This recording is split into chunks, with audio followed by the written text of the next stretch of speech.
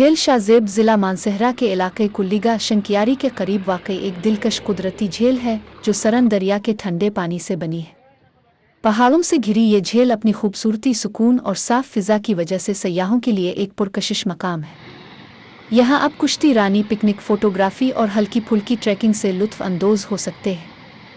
ये झील उन लोगों के लिए बेहतरीन है जो शहर की हलचल से दूर फितरत के करीब वक्त गुजारना चाहते हैं।